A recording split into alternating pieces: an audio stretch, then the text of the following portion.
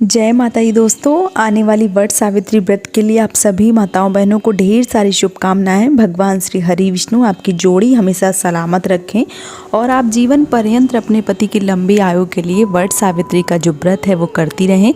इसी कामना के साथ आज का जो वीडियो है वो मैं शुरू कर रही हूँ। दोस्तों अभी वट सावित्री जो है वो आने वाली है। जो लोग अमावस्या वाले दिन इस व्रत को करते हैं वो लोग 19 मई 2023 को इस व्रत को करेंगे और जो लोग पूर्णिमा वाले दिन करते हैं वो लोग 3 जून 2023 को इस व्रत को करेंगे।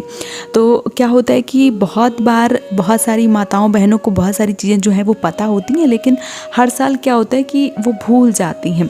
कई दफ़ा बहुत सारी जो माताएं बहनें हैं जिनकी इसी वर्ष शादी हुई है, ऐसी बहनों को कुछ पता ही नहीं होता है, तो उनको लगता है कि हमें सारी जानकारी जो है वो बहुत ही आसानी से मिल जाए, डिटेल में मिल जाए, ताकि मैं पूजा जो है वो बहुत ही अच्छे से कर पाऊँ, कोई भी विघ्न बाधा जो है वो पूजा में ना आए। अभी हाल ही में मैंने बहुत सारे वीडियो जो है वो डाले हैं। अभी एक वीडियो मैंने डाला था वट सावित्री के कितने फेरे लगाए जाते हैं, उस पर बहुत सारे कमेंट आ रहे थे और एक कमेंट ये भी आ रहा था कि दीदी ये बता दीजिए कि इस व्रत में मतलब वट सावित्री व्रत में चने जो हैं वो कितने निकलने पड़ते हैं, क्वांटिटी चने की जो है वो क्या रहती है। तो मैंने सोचा कि चलिए उनके कमेंट का जवाब देने से अच्छा है कि मैं एक वीडियो बना के डाल दूं, ताकि बहुत सारी बहनों को जो है इससे जानकारी मिल जाएगी। तो जो चने और जो वट का फल होता है उनको निगलना होता है और तभी पूजा जो है वो संपन्न मानी जाती है, क्योंकि चने बहुत ज़्यादा महत्वपूर्ण होते हैं। सत्यवान जी के प्राण जो हैं वो चने के रूप में ही वापस किए गए थे, इसीलिए चने का बहुत ज़्यादा योगदान है। चनों को और जो फल है उनको निगलने से ही व्रत जो है वो पूर्ण माना जाता है। अब कितने चने निगलने चाहिए, तो देखिए हमारी जो एक वर्ष होता है उसमें 12 महीने होते हैं और 12 महीने में चाहे आप हिंदी महीने जोड़ें, चैत बैसाख ज्येष्ठ आषाढ़ इस तरीके से, या आप जनवरी फरवरी से जोड़ें, 12 महीने होते हैं।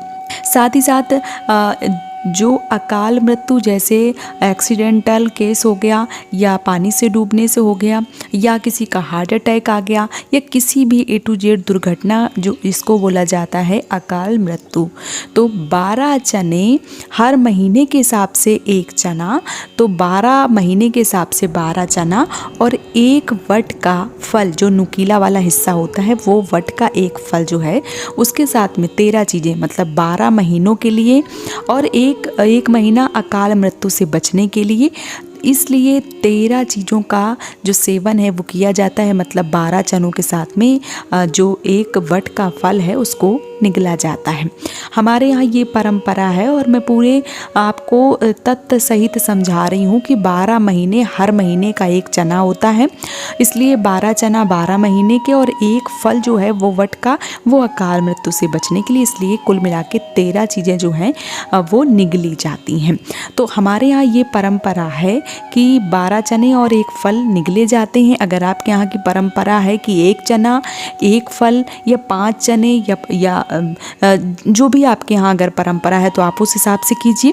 अगर आपको नहीं पता है या आप इस तरीके से करना चाहते हैं तो आपको 12 चना और एक फल जो है वो निगलना होता है। तो वट सावित्री व्रत आ रहा है, आप लोग पूरे विधि विधान से इस व्रत को कीजिए, पूरे 16 श्रृंगार कीजिए, क्योंकि ये पति की लंबी आयु के लिए होता है, इसलिए श्रृंगार जो है वो अवश्य रूप से कीजिए। पूरा व्रत जो है वो पूरी विधि विधान से कीजिए। पूरे साल में एक बार इस व्रत को किया जाता है, तो बहुत ही अच्छे से तैयार होइए, अच्छे से पूजा कीजिए, विधिवत पूजा कीजिए। और जब पूजा आपकी समाप्त हो जाए, आपकी कथा हो जाए, उसके बाद में वट वृक्ष के नीचे ही बैठकर, अगर आप वट वृक्ष के पूजा जो है वो करने जा रही हैं तो वट वृक्ष के नीचे ही बैठकर आपको जो चने और जो फल है वो निगलना होता है। अगर आप घर में पूजा कर रही हैं तो भी आपकी सारी पूजा संपूर्ण हो जाने के बाद में उसी जगह पे बैठ के आपको चने जो है वो निगलने होते हैं। तो जहाँ भी आप पूजा कर रहे हैं आप इसी तरीके से कीजिए और अपने पति की आयु जो है वो लंबी कर लीजिए और अपनी सारी मनोकामनाओं को पूर्ण कर लीजिए। तो आने वाली वट सावित्री व्रत के लिए एक बार फिर से आप सभी माताओं बहनों को ढेर सारी शुभकामनाएं। भगवान श्री हरि विष्णु आपकी जोड़ी हमेशा सलामत रखें।